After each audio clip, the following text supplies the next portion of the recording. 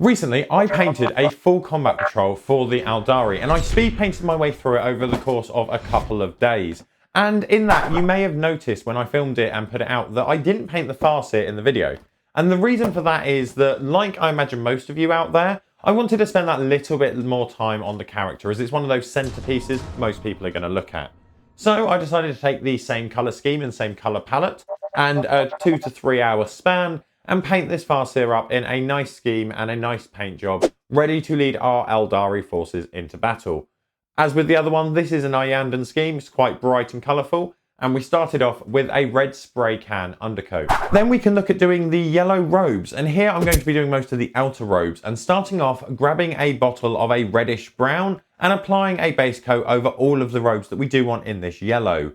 Doing this over a couple of coats will make sure that we get a nice clean surface that we can then build on from this point, which we'll be doing through the application of a little bit of wet blending. Here, what we want to do is put down the same colour as our base coat, so that reddish brown, and apply that into the recesses. Then, taking a mid skin tone colour, we want to apply this to all of the raised areas and mix these two on the model together so that we get a nice blend. This should hopefully give us a nice quick transition and a nice blend quite easily from the darker reddish brown in the recesses up to the brighter skin tone in those most raised and billowy areas. Then what we can do is grab a pot of a lighter skin tone, very pale, almost white skin tone, and come in to bolster some of those a little bit more. We can use this lighter, paler flesh in order to edge highlight all of the robes, as well as glaze in a little bit of brightness on those most upper raised, billowing areas. This will also help to smooth out all of the transitions that we've done from the wet blending, as well as boost that brightness a little bit on those upper raised areas where we've glazed it in. Rather than tint the robes at this stage, what we're going to do is leave them as they are and move on to some of the more central areas across the model. And the reason for this is it's easier to touch up the flesh tones that we've got so far, as opposed to touch up yellows once we've decided to tint that area. So with that in mind, we can work on the other areas which we're going to be doing black. On this model, we want to look at getting the skin, as well as the relative accessories across the model and the weaponry. We're going to be tackling the blade of the weapon slightly differently, so we'll come back to that later. But for the rest of the items, we want to apply a Black Legion base coat so that we've got a nice dark base coat to work from.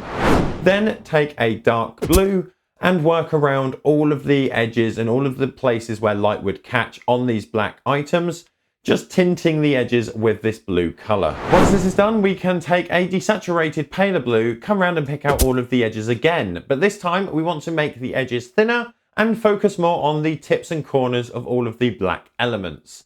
This will help to add a little more volume to these areas before we take the final steps of tying it all together with a black wash. We want to avoid getting any of these darker tones, the wash or colours on any of the robes that we've done so far, but if we do, we can just touch it up with a flesh tone without a lot of issue, and then we can move on to the various blue elements across the model. And to do this, we'll be using the colours that we've used so far, so the darker blue and the desaturated blue, just to make sure that it ties in with the work that we've done across the black so far. Besides the helmet, sash and shoes, I'm also going to be choosing to do the inside robe of this model in a blue, in an intention to help break up all of the yellows across this model. So all of these areas can get base coated a nice layer of dark blue, which is the colour we used prior, before we take the desaturated blue and work around doing some highlights on all of the raised areas and edges in this lighter colour. Then what we can do is take a very light skin tone. This is the brightest colour we've used through the paint job so far. And taking that, what we can do is edge highlight and pick out some of the details across the various blue elements to add a little bit of depth, such as catching the raised folds in the belts, as well as the edges of the billowing robes. We can then cover all of these areas with a thinned coat of a blue contrast. What this will do is darken down the recesses and the overall body of the colour will tint, such as the skin tones which weren't necessarily blue to start with.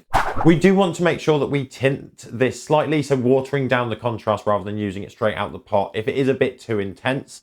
And the reason for this is we still want to preserve some of that work and underlying highlighting we've done, as opposed to just covering it all with this layer of contrast. We can then take the contrast that we've just used, as well as the light flesh tone from previous steps, and go around and do some final highlighting. Taking a 50-50 ratio mix of this, we can reinforce the highlights and edges that we've done so far, using the tinted past highlights as a guide when we're going around and doing this. With that dry, we can now start to tint the robes yellow as well, since the bulk of contrasting colours in this area is done.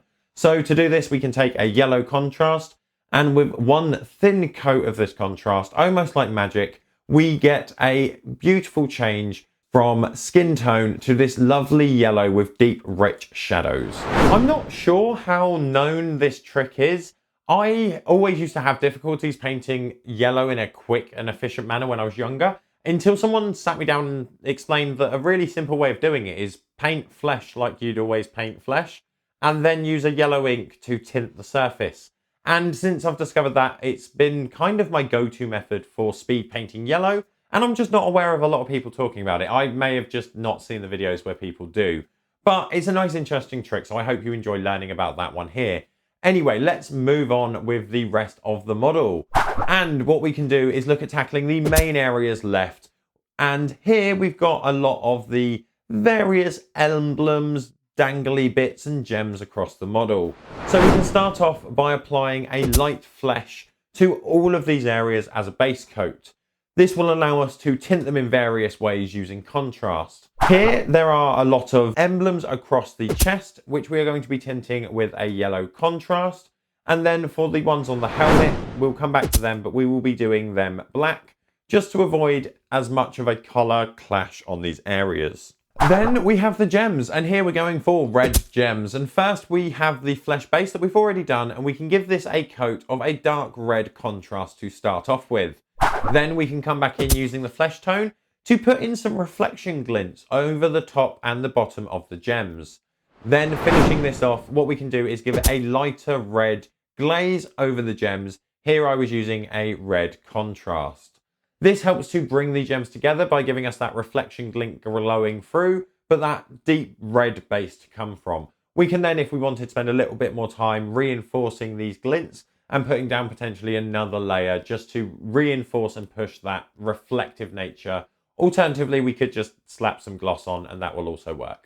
This leaves us with just the weapon, and the shaft itself is really simple. We're going in with a base coat of a brown, then taking a lighter brown and using this to highlight the upper 50% of the shaft that's facing the light, and then finishing it off with a oversaturated brown wash, bringing us a nice dark tone of wood, and then we can go on to the actual blade. And here we can have a black base coat, which we may have done when we did the previous undercoating of blacks, but we want to make it consistent with the rest of the army. So we're going to start off using the dark blue and layer this over all of the edges, so edge highlighting the blade, as well as putting down rough quadrants along the blade, so that we can represent a color shift and the effect of light hitting the blade. This can then be followed up with a round of desaturated blue highlights, catching again the edges and building on the previous steps where the light would hit most across these areas, before going round and picking out some of the sharpest points on the blade with a light flesh tone. This can then be finished off the same as we would with weapons of this nature that are black, by applying a black wash to darken the blade down, as well as desaturate and bring all of these colors together. Once that is dry though, we have a model. We can get him mounted on a base and send him out into the wild. That leaves us with a fully painted Farseer. As I said, send him out, let him kill some Imperium or help some Imperium, whatever they want to be doing. Overall, I like this scheme. There's only really three main colors. We've got the blacks, we've got the blues, and we've got the yellows. And all of them are painted the same way as each other. So the helmet's painted the same as the inline of the robes and things like that. So there's a lot of bits that we can do at the same time. And the advantage of this is I spent about 2 hours on this model, but I've also mentioned in this video how I speed painted my way through a combat patrol, not including the Farseer. Those models took me roughly 45 minutes a model, compared to the 2 to 3 hours that this model took. So if you're interested to see how I managed to get through it so quickly and the techniques and methods I used to get the outcome similar to this with a little bit less time, check out this video here, which might interest you. Otherwise, remember to subscribe so that we can see you next time.